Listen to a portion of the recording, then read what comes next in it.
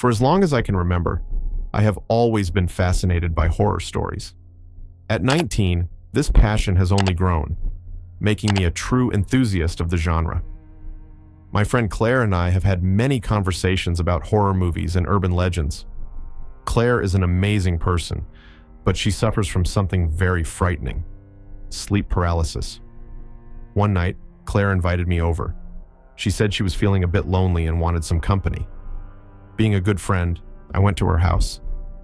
Claire lives in a cozy home with a mix of modern and vintage decor. The atmosphere is always welcoming, and our friendship is strong, built over years of school. When I arrived, I noticed Claire seemed a bit nervous.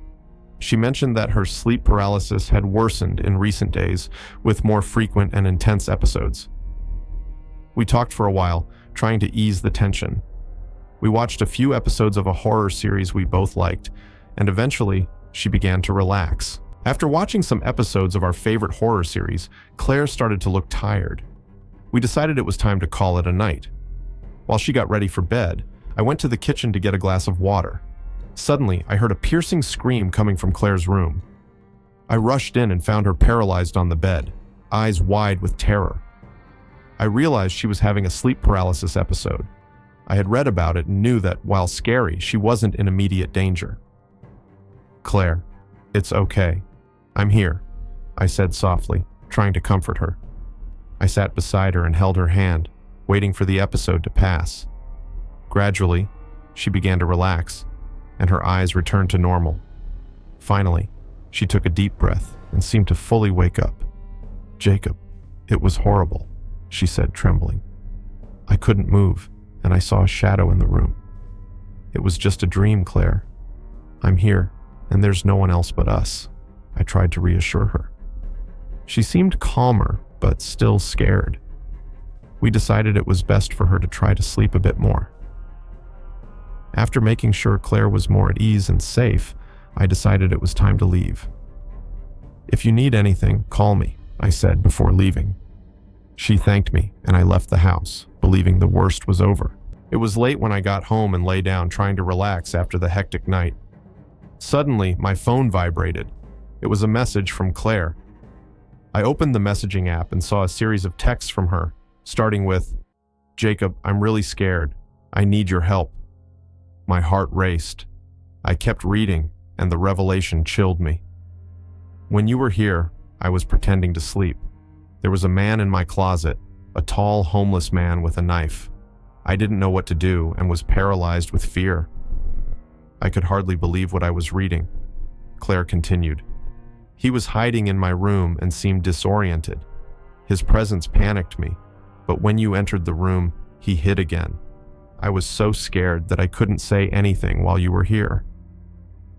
I felt nauseous. How did I not notice this?" Claire sent another message.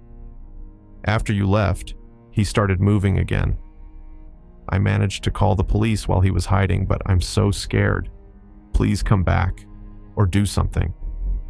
I immediately called Claire, but the call went straight to voicemail. Feeling helpless, I tried calling the police to confirm that someone was on their way. The anxiety was unbearable as I waited for any news, fearing what might be happening to my friend. I drove quickly back to Claire's house, my heart pounding. When I arrived, I saw 2 police cars parked in front of the house.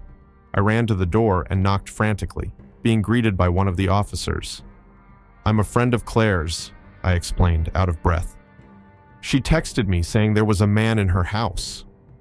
The officer nodded and let me in.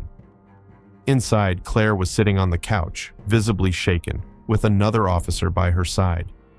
She looked at me with eyes full of gratitude and relief. "Jacob," she said, her voice trembling. "He was hiding in my closet the whole time. When you came, he hid deeper. After you left, I managed to call the police." The officers began searching the house. Minutes that felt like hours passed until they finally heard a noise coming from Claire's room. With guns drawn, they opened the closet door and found the man, just as Claire had described, tall, disoriented, and holding a knife. The man was quickly subdued and handcuffed. He seemed confused and did not resist arrest. The officers led him outside, and Claire let out a sigh of relief, though she was still shaking with fear. "You were very brave, Claire," one of the officers said. "Thanks to your friend, we caught this man before anything worse happened." Claire hugged me, tears streaming down her face. "Thank you for being here, Jacob. I don't know what would have happened if you hadn't come."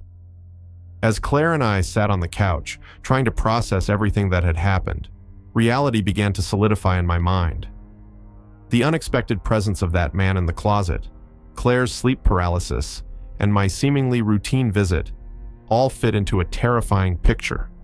I realized that, unintentionally, my visit might have saved Claire from a much worse fate. "Jacob, I don't know how to thank you," Claire said, still with a trembling voice. "If you hadn't been here, I don't know what could have happened." I hugged Claire again, feeling the gravity of the situation weigh on us. "I'm glad I was here, Claire. We'll get through this together." As the police wrote their report and talked to the neighbors, we started to reflect on what had happened. It was hard to believe that such a terrible event could occur in a place that once seemed safe. The image of the man in the closet, holding a knife, would be etched in our minds forever. In the days that followed, Claire and I talked a lot about the importance of being there for each other. We realized how small actions, like a visit, could make a huge difference. Our friendship grew even stronger, and we decided we wouldn't let fear control us. For me, the incident served as a powerful reminder that we must always be vigilant and take care of those we love. Claire and I promised that no matter what happens, we would always be there to support and protect each other. This experience taught us about the fragility of safety and the strength of friendship, and how sometimes simply being present can be the greatest act of courage and love. My name is Alex. I live in an apartment in Seattle with 2 roommates, Jason and Ryan. Life in the city is hectic and our routines are intense. That particular night, I was especially tired. It had been a long day full of commitments, and all I wanted was to get home, take a shower, and relax. Our apartment is in a relatively quiet neighborhood, but it still has the typical urban hustle and bustle. The building is old but well maintained, surrounded by shops, cafes, and bars. The apartment is spacious, with a cozy living room, a compact kitchen, and 3 bedrooms. Jason, Ryan, and I share the rent, allowing us to live in a decent place without breaking our budgets. I arrived at the building around 11 p.m. It was dark, and the streets were quiet. I climbed the stairs, hearing the familiar creaks of the wooden steps, and finally reached our apartment door. I already had my key in hand when I saw a woman standing by the door as if she were waiting for someone. She introduced herself as Lily and said she was there to visit Jason. She seemed confident and friendly, so I decided to let her in to wait for him. Lily was leaning against the wall next to the door, looking a bit uncomfortable. She straightened up and smiled as I approached. "Hi, you must be Alex. I'm Lily, Jason's friend. He told me to meet him here, but I guess he's running late," she said with a genuine smile. I hesitated for a moment, but she seemed so self-assured that my doubts quickly vanished. "Sure, come on in. He should be here soon," I replied, opening the door for her. She entered and settled on the couch in the living room, looking around as if expecting to see someone she knew. We chatted briefly about trivial things, the weather, the city, and how she knew Jason. She said they had met at a party a few weeks ago and had been in touch since then. "Would you like something to drink while you wait?" I asked, trying to be a good host. "No, I'm fine, thanks," she replied with a calm smile. While I was in the kitchen getting a glass of water, I noticed she was paying close attention to my every move. Her eyes followed me with an intensity that sent a chill down my spine. Something about the situation didn't feel right, but I tried to brush off the uncomfortable feeling, telling myself I was just tired. During our conversation, I started to notice that Lily avoided answering specific questions about how she knew Jason. Her responses were vague and inconsistent.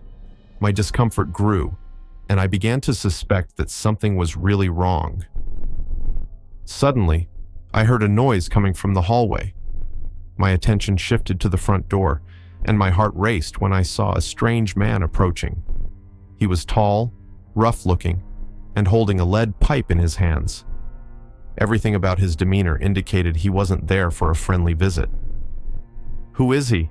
I asked, trying to stay calm, but my voice betrayed my growing fear. Lily quickly stood up, and her fake smile disappeared. "I think you already know," she said, her voice cold and menacing. The man entered the apartment unceremoniously, his eyes fixed on me with clear intent to harm. With the lead pipe in hand, he advanced toward me. In a quick move, I pushed Lily aside and ran toward my room, where I knew I could lock the door. The man tried to reach me with the pipe, but I was faster. I got into the room and slammed the door shut, locking it quickly. I heard the heavy footsteps and the angry voice of the man outside, banging on the door and trying to force it open. I grabbed my phone and, with trembling hands, called the police, explaining the situation as best as I could despite the panic. "There are 2 intruders in my apartment. One of them is armed with a lead pipe. Please send help quickly," I pleaded, my voice breaking with fear. Outside the door, the sounds of pounding and shouting continued, but then, suddenly, everything went quiet. The footsteps began to fade away, and I realized the attackers were fleeing. I waited a few moments, taking deep breaths, trying to calm my racing heart. When the silence finally took over, I unlocked the door and stepped out cautiously. I ran down the hallway to the front door, locking it quickly. The relief was momentary as sirens approached. The police arrived quickly, with cars pulling up in front of the building and officers stepping out to investigate. "Are you okay?" one of the officers asked, looking around cautiously. "Yes, but they got away. One of them had a lead pipe," I explained, still trembling from the adrenaline. "The attackers managed to escape before they could be caught. The police did what they could, but the dark streets and alleys of Seattle provided several escape routes." When finally all the officers left and the apartment was quiet again, I felt a mix of relief and exhaustion. I spent the rest of the night recounting the incident to the police. I described Lily and her accomplice in detail, answering all their questions about their appearances and behavior. The officers were understanding and assured me they would do everything they could to catch them. After the police left, I sat on the couch trying to calm my mind. The apartment felt different now, less safe. I reflected on the night and how a simple act of trust, letting a stranger in, could have ended in tragedy. That incident was a painful reminder that danger can be closer than we think. Even in familiar places, from that day on, I knew I needed to be more cautious. The world isn't always as safe as it seems, and danger can lurk even in the most ordinary places.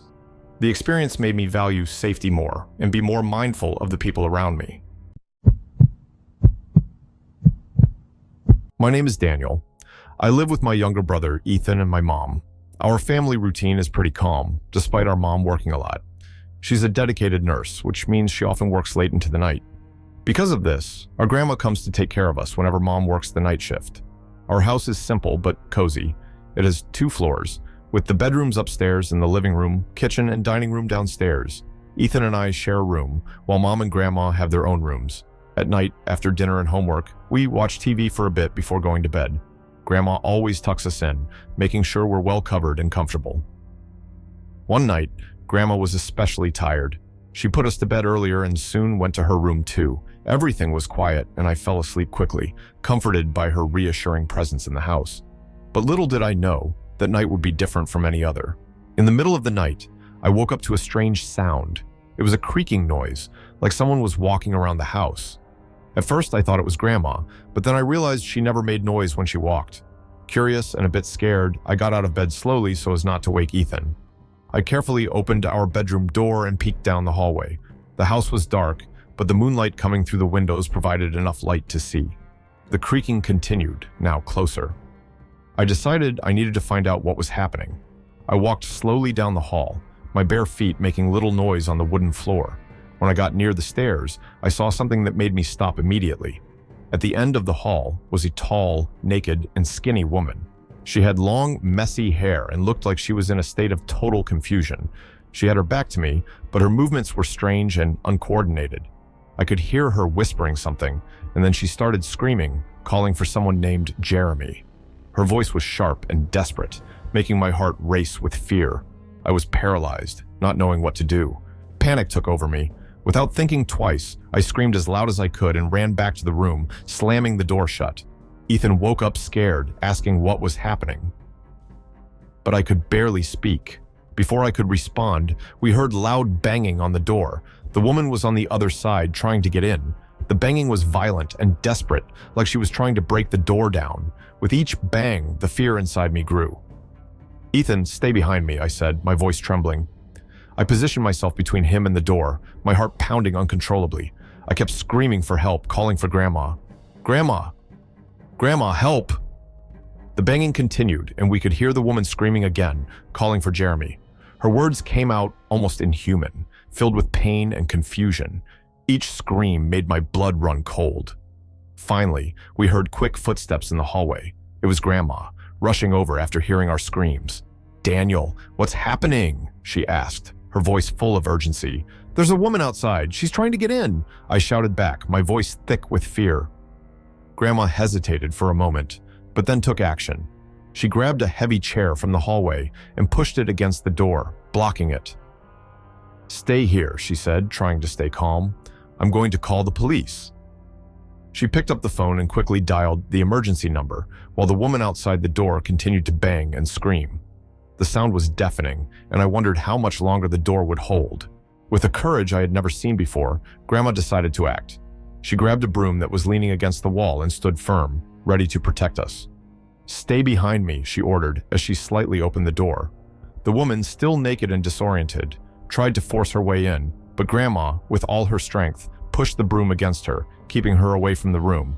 "Get out of here! The police are on their way!" Grandma shouted, her voice full of determination. The woman backed off, screaming, "Jeremy!" Repeatedly, her voice filled with despair. She stumbled down the hallway, looking lost and confused. The scene was surreal and terrifying at the same time. Grandma quickly returned to the room and locked the door again, breathing heavily. "They're on their way. Don't worry," she said, trying to reassure us. We could hear the woman moving around the house, and the sound of her footsteps made my heart race even more. Finally, we heard the police sirens approaching. Shortly after, there was a knock on the front door. Grandma went to open it while Ethan and I stayed in the room, still trembling with fear. We heard the voices of the police officers, and after a few moments, the sound of quick footsteps and firm orders. The police found the woman in the yard, still screaming and calling for Jeremy. She was detained and taken for a medical evaluation. The police asked us several questions, trying to understand what had led that woman to break into our house. Meanwhile, we tried to process what had happened. The relief of seeing the police and knowing the situation was under control was immense, but the fear and confusion were still present. I looked at Grandma, who was exhausted but still strong. She hugged us tightly, assuring us that everything would be okay. In the days that followed, the incident continued to haunt us. Ethan and I had nightmares, and Mom was deeply shaken when she found out what had happened. We decided we couldn't continue living in that house. The memory of that night was unbearable. Soon after, we started looking for a new place to live. We found a house in a different, safer neighborhood. We moved quickly, eager to leave behind the memories of that terrible night. The experience taught us the importance of safety and family closeness. From that moment on, we promised to take even better care of each other, ensuring we would always be safe together. That night, I was alone at home. A summer storm was approaching, bringing booms and lightning that lit up the sky in a frightening way. I tried to distract myself by watching TV, but it seemed to get more intense by the minute. Suddenly, the power went out. The apartment was plunged into total darkness. I stood still for a moment, waiting for the lights to come back on, but the darkness persisted. I grabbed my phone and turned on the flashlight to light my way. As I moved through the house, I noticed something strange. The mosquito screen on the kitchen window was up. I was sure I had left it closed because I always worried about insects. My stomach turned with anxiety. Something wasn't right. I tried to stay calm, but the feeling that I wasn't alone began to creep in. The storm outside continued to roar, and I knew I needed to stay alert for anything suspicious. While I was trying to calm down, a flash of light in the attic caught my attention. It was a faint, flickering light, like someone was using a flashlight. Fear gripped me. There was definitely someone in the house. I started moving silently, trying not to make any noise. Then, I heard the sound of a doorknob turning. I looked toward the front door and saw a shadowy figure outside trying to get in. Panic took over, and my first reaction was to grab my phone and call 911. My hands were shaking as I dialed the number. 911, what's your emergency? The dispatcher answered. There's someone in my house, I whispered, trying not to be heard by the person outside. I'm alone, and I think they're in the attic. Before I could continue the call, the connection dropped. I was in the basement, where the cell signal was weak. The sense of desperation increased. I was alone, and without immediate help. I needed to find a way to get out of the house safely and get help.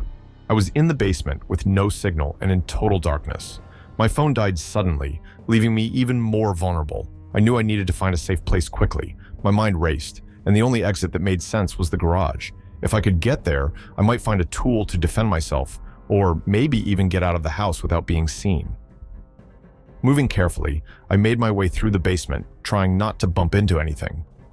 The house was oppressively silent, broken only by the occasional thunder from the storm outside. I climbed the basement stairs slowly, each creak making my heart race. The garage door was just ahead, and I hoped it was unlocked. I turned the doorknob carefully and pushed the door open. The garage was as dark as the rest of the house, but the feeling of being in a different space gave me a slight sense of relief. I needed to find a way out, and fast. I started moving toward the garage door that led to the backyard. My steps echoed in the empty space, and every shadow seemed to hide imminent danger. I was just a few feet from the exit when something made me stop. A figure was crouched in the corner, hidden between the car and the wall. A flash of lightning briefly lit up the garage, revealing a man with a sinister expression, holding a lead pipe. My heart nearly stopped. In a surge of pure fear, I turned and ran toward the front door. I needed to get out of the house. I needed to find help. I didn't look back, running as fast as I could, with the sound of the man's footsteps echoing behind me. I sprinted toward the garage, my heart pounding and panic rising with each second. When I reached the garage door, I opened it hurriedly and, in the dark, tried to locate my car. That's when I saw something even more terrifying. A man was hiding in the back seat, watching me with cold eyes. He was holding a lead pipe, and the sight of him paralyzed me for a second. I reacted instinctively, slamming the car door shut and running back inside the house. The man tried to get out of the car, but I was already too far away. I dashed down the hallway and out the front door, running to Mrs. Thompson's house, our neighbor, and frantically knocking on her door. Mrs. Thompson opened the door, alarmed, and pulled me inside. I quickly explained what was happening, and she called the police immediately. The police arrived quickly, with cars parking in front of the building and officers stepping out to investigate. The officers searched the house, but found no trace of the intruders. While they looked for clues, one of the officers, Officer Carter, returned with a piece of paper in his hand. "We found this in the car," he said, handing me the note. I opened the note, trembling, and saw the words written in shaky, unsettling handwriting. "Goodbye, beauty. You look cute when you sleep." The words echoed in my mind, increasing my discomfort and fear. Knowing someone had been that close to me while I slept was terrifying. The police did what they could, but the dark streets and alleys of Seattle provided multiple escape routes for the intruders. After the officers finished their inspection and left, Mrs. Thompson tried to calm me down, offering tea and distractions, but my mind kept going back to that note and the sound of the doorknob turning. The next morning, I spoke with my parents and decided to stay with them until things settled down. The experience was a painful reminder that danger can be closer than we think, even in familiar places. I learned the importance of being more attentive and vigilant, valuing safety in every detail.